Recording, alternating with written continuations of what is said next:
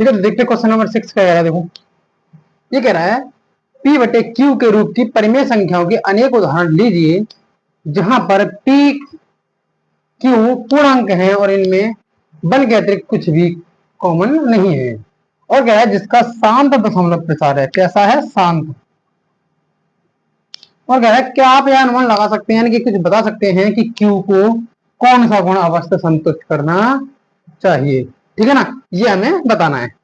तो देखो हमने ये कुछ नंबर्स लिखे P बटे Q के रूप में, और इन्हीं से हम ये रिजल्ट निकालेंगे कि हमें Q जो है उसको क्या जो है प्रॉपर्टी जो है संतुष्ट करनी पड़ेगी एक शांत दशमलव प्रसार के लिए। ठीक है, तो देखते हैं इनमें, देखते हैं कौन कौन से शांत हैं। तो देखो यहाँ देखो इसमें सभी के सभी शांत हैं, यानी 2 से अगर हम भाग कर रहे हैं किसी में भी, अगर Q 2 है तो सभी के सभी कैसे हैं? शांत हैं। कैसे हैं? शांत। अगर देखो 3 से कर रहे हैं तो देखो बस ये शांत है और ये शांत है, बाकी सभी अशांत हो रहे हैं। ठीक है, ऐसे ही आगे जाके 1 2 आएगा। इसमें देखो 4 से देख रहे हैं तो ये सभी के सभी शांत हैं, सभी के सभी शांत हो रहे हैं। इधर देखो 5 से देख रहे हैं तब भी सभी के सभी शांत हैं, ये भी सभी शांत हैं। 6 से देख रहे हैं तो कुछ कुछ शांत है, कुछ और बाकी ज्यादातर जो है अशांति है।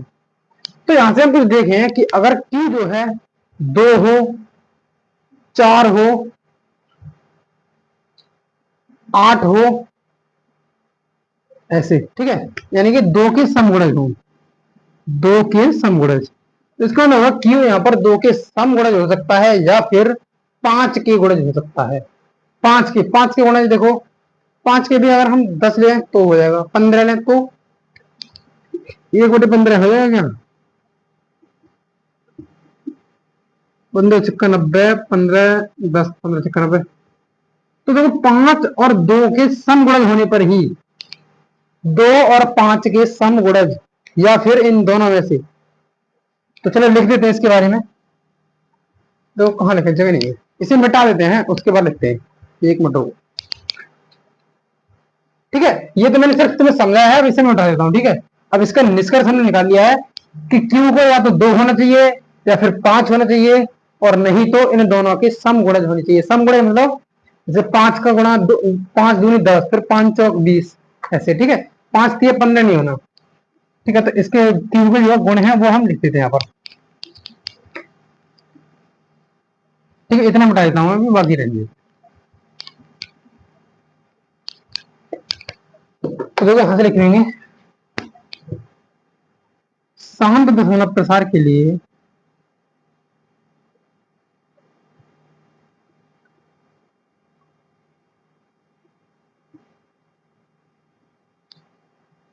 Q को 2 या 5 या फिर दोनों के समगुणज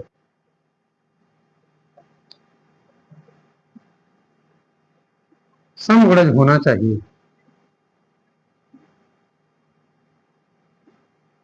ठीक है ना, ये इसका आंसर रहेगा। बस इतना ही था, क्वेश्चन नंबर 6 जो था वो सिर्फ इतना था। क्लियर है ना? आवाज आ रही है? अगर क्लियर है तो सभी थम्स अप कर देंगे, कमेंट में 1 लिख देंगे, ताकि पता चल जाए कि समझ आ रहा है या नहीं। ठीक है, बस यही देखना था इसमें। देखो ये थोड़ा जो मैंने क्वेश्चन जो है पहले लिख लिया था, पहले इसलिए लिख रहा था क्योंकि जो है हम पहले इससे वीडियो बना रहे थे इससे पहले, तो उसमें जो है लाइट चली गई थी बीच में। ठीक है, तो जो है उसमें रिकॉर्ड नहीं हो पाया था, फोन बंद हो गया था, तो तब तक ये इतना सॉल्व हो चुका था इतना, और इसलिए मैंने फिर भी वैसे ऐसा कुछ नहीं है इसमें जो समझ में ना आया हो। बस मैंने नंबर्स लिखे हैं, उनको भाग करके उनके सामने लिख दिया है, और फिर चेक किया है इनमें कि कौन सा शांत है और कौन सा अशांत है। ठीक है, अगर कुछ भी फिर भी कोई प्रॉब्लम हो, समझ में ना आए, तो एक बार कमेंट में जरूर लिख देना कि यहाँ पर कुछ भी प्रॉब्लम है। ठीक है, आपको जवाब दिया जाएगा। ठीक है, तो क्लियर है ये सब? ठीक है, तो अगले क्वेश्चन देखते हैं, क्वेश्चन नंबर 7 देखते हैं। फिर क्वेश्चन नंबर 7 क्या कह रहा है?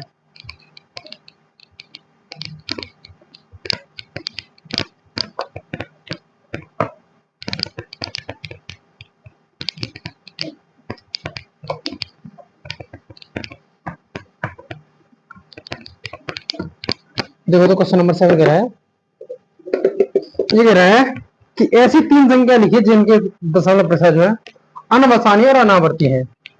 क्वेश्चन नंबर 7, ऐसी तीन संख्याएं जिनके दशमलव प्रसार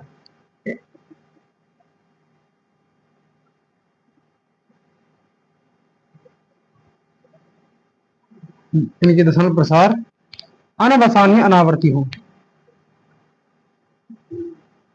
अनवसानी अनावर्ती अनावर्ती वर्ती वर्ती अनावर्ती हो, ऐसी संख्या लिखिए। ठीक है, तो हमें संख्या लिखनी है। तो देखो ऐसी संख्या जिनके दशमलव प्रसार अनवसानी भी हो ना अनावर्ती भी हो। अनवसानी मतलब अशांत हो और अनावर्ती मतलब नॉन रिपीटिंग हो, मतलब वो कभी भी शांत नहीं हो और कभी भी वापस नहीं आ लौट के रिपीट ना हो। देखो ऐसे एग्जाम्पल हम देख सकते हैं 0.1 0 11 0 11 0, ऐसे ऐसे हम लिख सकते हैं। ऐसी संख्या जो होती है वो अनवसानी अनावर्ती संख्याएं कहलाती हैं। इन्हीं संख्याओं को हम अपरिमेय संख्या भी कहते हैं। क्या कहते हैं इनको? अपरिमेय संख्याएं। और देखो अगला ऐसे लिखते हैं हम 1 2 1 1 2 1 1 2, ऐसे या फिर लिखते हैं हम कुछ भी लिख सकते हो जो आपका मन करे, 0.71 771 771, ऐसे कुछ भी जो आपका मन करे वो आंसर इसमें लिख सकते हो आप। क्लियर है ना? ये जो है कोई जरूरी नहीं है कि मेरा आंसर जो आंसर से मैच करे या फिर आपका आंसर मेरे आंसर से मैच करे। ठीक है, इसमें आप जो आपको इस तरह के ऑप्शन में इस तरह के आंसर लगे जो कभी भी रिपीट ना हो उनमें से आप कुछ भी लिख सकते हो। ठीक है, क्लियर है ना? तो बस ये क्वेश्चन नंबर 7 का आंसर था। ठीक है, क्वेश्चन नंबर 8 हम देख लेते हैं अभी। ठीक है, क्वेश्चन नंबर 8 और 9 अभी। तो क्वेश्चन नंबर 8 क्या कह रहा है? उम्मीद है ये तो क्लियर ही होगा, इसमें तो कुछ खास नहीं था। क्वेश्चन नंबर 8 कह रहा है, देखो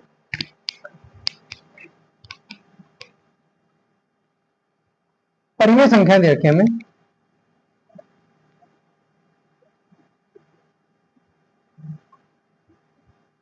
परिमेय संख्याओं 5/7 और 9/11 के बीच तीन अलग अलग अपरिमेय, देखो ये अलग अलग दो बार अलग अलग मैंने अलग क्यों लिखा है इसका मतलब अलग अलग दो बार हो गए। अपरिमेय संख्याएं ज्ञात कीजिए। संख्याएं ज्ञात कीजिए। ठीक है, ये क्वेश्चन नंबर 8 हमारा। इनके बीच के अपरिमेय संख्या ज्ञात कर रही है। देखो परिमेय संख्या निकालना तो बहुत ही आसान था इनमें, लेकिन अपरिमेय की बात हो रही है। अपरिमेय निकालने के लिए देखो क्या करते हैं सॉल्यूशन। पहले तो इनको एक काम करते हैं, पॉइंट के रूप में बदल के देख लेते हैं कि इसका मान कितना होगा लोगों। तो देखो इसको 5/7 है, इसे अगर भाग देंगे तो 0.7 तो 49 1 7 एकम 7 बचे 3 7 चौक 28 7 दूनी 14 7 अट्ठी 56 7 पंजे 35 7 तो 49, यानी इसके बाद जो है रिपीट होने शुरू हो जाएगा। 35 बचे 5, हाँ तो ये जो है रिपीट इतना रिपीट होने शुरू हो जाएगा। ऐसे ही 9/11 है, तो इसे देखें अगर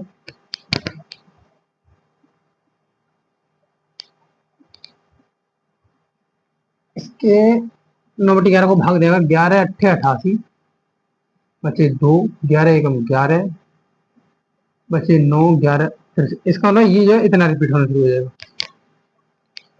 देखो यहाँ से कुछ कुछ ऐसा है कि 71.4 है ये लोगो है ना, तो 71.4 से तो बड़ी हो कोई संख्या, सॉरी 0.714 से बड़ी हो और 0.81 से छोटी हो, ऐसी हमें अपरिमेय संख्याएं लिखनी है। ठीक है, तो देखो इससे लिख लेते हैं जैसे 0.71452135 ऐसे कुछ भी जो है रिपीट कुछ भी नहीं होना है, मतलब अलग अलग आना चाहिए ऐसे। फिर इसके बाद लिख सकते हैं ऐसे 0.7235213261, कुछ ना कुछ मतलब हर बार बदल के आना है, ठीक है।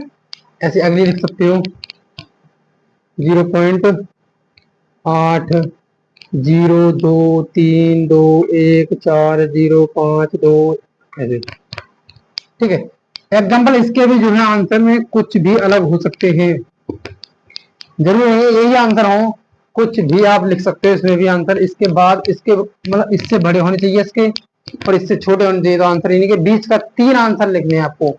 इनके बीच के कह रहा है तो इनके बीच के 3 आंसर जो भी आपको आपको याद आ जाए उस समय करते समय वो आप लिख सकते हो, ठीक है। ये नहीं है कि यही आपको लिखनी है, और ये याद करने की जरूरत नहीं है कि इनको याद करो रट लो। मैं ये नहीं कहूंगा आपसे कि इन्हीं को आप रट लो, मैं आपसे ये कह रहा हूँ कि आप ये इतना सीख जाओ कि अगर इनके बीच का आपको लिखना है तो खुद से बना लो, जो आपको लगे वो बना लो, ठीक है। बस ये था क्वेश्चन नंबर 8। तो ये भी क्लियर होगा, बस कुछ नहीं है इसमें खास, ठीक है ना। तो लास्ट क्वेश्चन ये करो, क्वेश्चन नंबर 9, उसको भी अभी करिए थे, फिर करते हैं इस एक्सरसाइज को भी। टाटा बाय बाय, और फिर अगली वीडियो में जो है अगली एक्सरसाइज देखने वाले हैं, ठीक है। तब तक उसके लिए आप पहले से पीछे का रिवाइज कीजिए, ठीक है। उसकी जब वो आएगी टाइम होगा उसका तब उसे देखेंगे। देखो क्वेश्चन नंबर 9 क्या कह रहा है, यानी लास्ट क्वेश्चन दे रखा है। ये कह रहा है कि बताइए कि निम्नलिखित संख्याओं में कौन सी परिमेय संख्या है, कौन सी अपरिमेय संख्या है। बस ये कह रहा है बताइए कि निम्नलिखित, देखो थोड़ा जल्दी लिखा हूं, थोड़ा उल्टा सीधा अगर हो जाए तो सही, वैसे मैं बोल तो रहा हूं, ठीक है। अगर राइटिंग में थोड़ा कुछ हो तो वो मत करना, ठीक है। बताइए कि निम्नलिखित संख्याओं में, चलो आराम से लिख देते हैं, संख्याओं में कौन कौन, तो कौन कौन को ऐसे लिख दिया, कौन कौन संख्याएं परिमेय हैं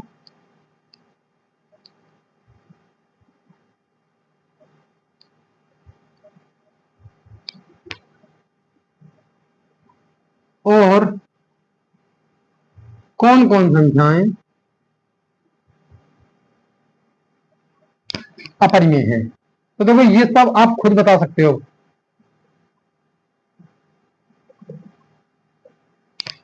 तो मैं आपको एक चीज बता दूं, मैंने अभी वैसे बता दिया था, वैसे बोल दिया था थोड़ा बहुत। अगर संख्या पॉइंट के बाद रिपीट हो रही है या फिर शांत हो गया दशमलव, या तो दशमलव शांत हो जाए और शांत नहीं हो रहा तो उसमें रिपीट हो रही है, तो ऐसी संख्या होंगी परिमेय संख्याएं। कौन सी होंगी, परिमेय संख्याएं। यानी कि जब संख्या जो हम भाग देने पर या तो दशमलव जो शांत हो जाए, अगर शांत नहीं होता अशांत है तो उसमें भी रिपीट हो रहा हो, तो उससे वो सभी संख्या कैसे होती हैं, परिमेय संख्या होती हैं। और अदरवाइज अगर वो संख्या जो है ना तो शांत हो रही है और अशांत तो है ही है, उसके बाद उसमें कुछ भी रिपीट नहीं हो रहा है, तो ऐसी संख्याओं को हम अपरिमेय संख्याएं कहते हैं, ठीक है। तो इनको ऑप्शन में लिख रहा हूं अभी, तो कुछ तो देख के आप ऐसे बता दोगे। तो √3, ठीक है। दूसरा है √225, तीसरा है ये, चौथा है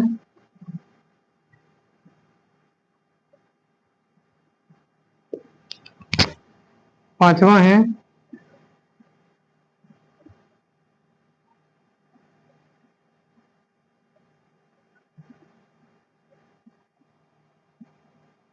ऐसे, ठीक है। ये है, बस इतना वो देखें आप, बस आपको देखना है कि कौन सी परिमेय है और कौन सी अपरिमेय संख्या है, ठीक है। तो देखो वैसे हमने बताया था कि परिमेय संख्या क्या होती है, अगर आप थोड़ा सा भी रफाइड दे दे इधर, तो परिमेय के लिए हमने बताया था कि उसके परिमेय होने के लिए P/Q के रूप में होना चाहिए, और P और Q दोनों के दोनों पूर्णांक भी होने चाहिए, और Q 0 भी नहीं होना चाहिए। तो ये 3 कंडीशन हमने आपको बताई थी परिमेय होने के लिए। अगर ये कंडीशन कहीं भी नहीं होती है फुलफिल, तो वो अपरिमेय संख्या होगी, ठीक है। उसके बाद √23, ये कभी भी जो है √23 से अगर बाहर आता है, मान लो आएगा, तो कभी भी पूर्ण संख्या के रूप, पूर्णांक के रूप में नहीं आएगा। एक डेसिमल के रूप में आएगा, नहीं दशमलव के रूप में आएगा, कुछ ना कुछ पॉइंट में आएगा ये, ठीक है ना। अगर 25 होता तो 5 आएगा पूरा, लेकिन 5 25 तो है नहीं, कम है, इसका मतलब पॉइंट में आएगा कुछ। तो ये जो है पूर्णांक, एक पूर्णांक नहीं है। और जब पूर्णांक नहीं है तो ये कैसा हो गया, अपरिमेय संख्या। कैसा हो गया, अपरिमेय, ठीक है ना। इसका मतलब रेड रेड वाले से लिखते, क्या हो गया, ये अपरिमेय हो गया।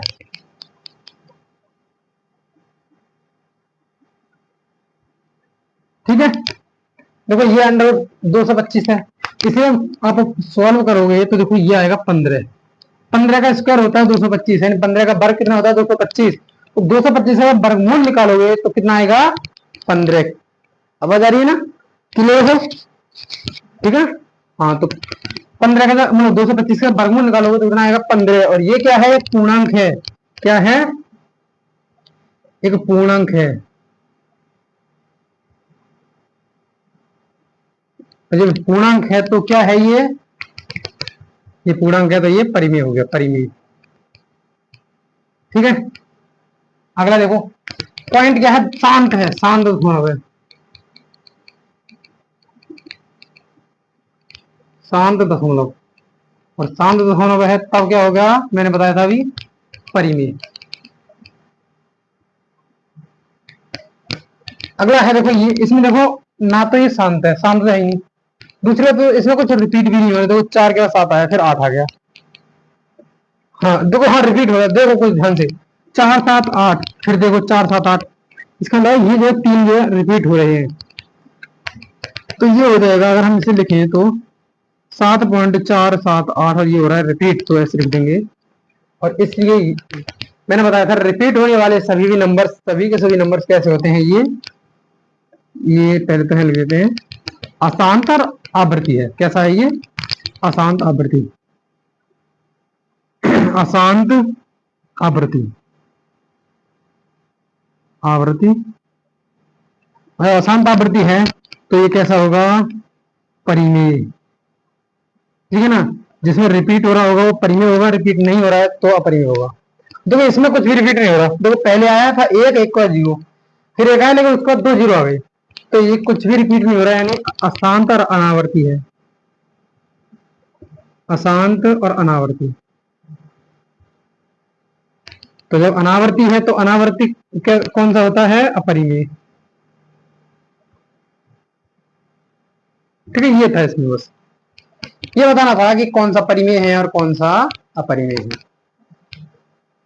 तो उम्मीद करता हूं आप सभी को ये तो क्लियर ही होगा, ठीक है। अगर कुछ भी डाउट रह जाता है तो आप कमेंट सेक्शन में, आपके लिए हमेशा खुला पड़ा है, जो भी डाउट हो आप पूछ सकते हो, ठीक है ना।